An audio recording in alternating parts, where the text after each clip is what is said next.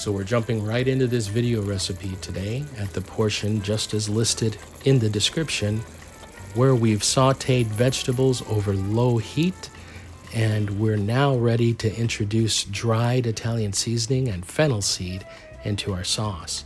Now, if your heat source is set properly, you'll notice your sauce will trail your spatula cleanly in the skillet, just as we see here. If it's set too high, you'll notice it will scorch or stick to the bottom.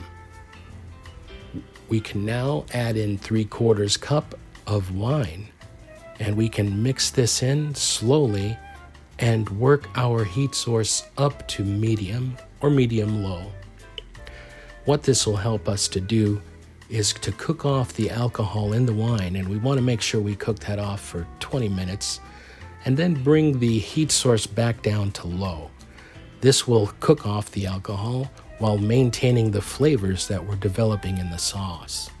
So after we've cooked off the alcohol in the wine, we'll reduce our heat source to low and allow everything to simmer for 30 minutes, after which we'll go ahead and check the consistency of the sauce and make certain that the sauce is cleanly trailing the spatula in the bottom of the skillet.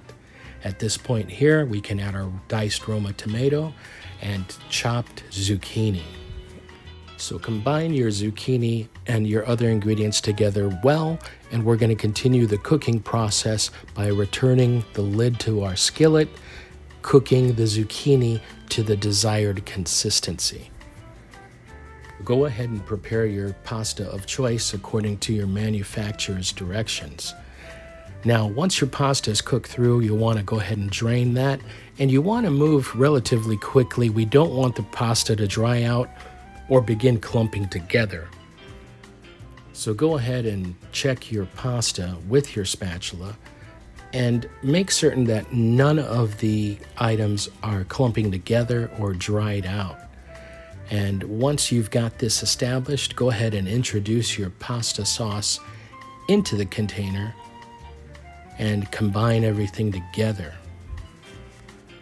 So now we'll go ahead and combine the pasta and sauce together. We want to continue stirring until we see no remaining patches of clean pasta.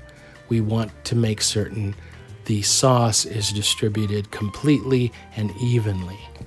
Now, once you get to the point where you feel confident that you've thoroughly mixed everything together, you can go ahead and introduce any fresh herbs or aromatic of choice. I decided to thinly slice some of the remaining greener tips of our green onions. I threw those into the pot, and you'll return the lid to your pot and let that rest for about 5 or 10 minutes. This will give the ingredients, the herbs and the aromatics, the opportunity to infuse themselves into your dish. Now all that's left to do is give the pot one final stir to combine all the ingredients once again, and you can go ahead and begin plating your dishes, serving and enjoying with your guests.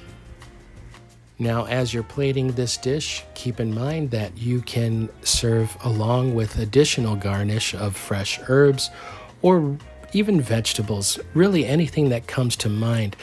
The great thing about pasta dishes is there is basically a blank canvas, and however you want to create and present to your family and guests is entirely up to you. Your imagination is free to run wild with this dish and how many different ways it can be prepared. There are a number of different ingredients you can swap out as well as add to this recipe, and that is the wonderful thing that has made pasta dishes so flexible to use for almost any occasion. So I'd want to thank you for watching the video. If you haven't already, please do subscribe, and we love to hear your comments. Thank you so much for watching.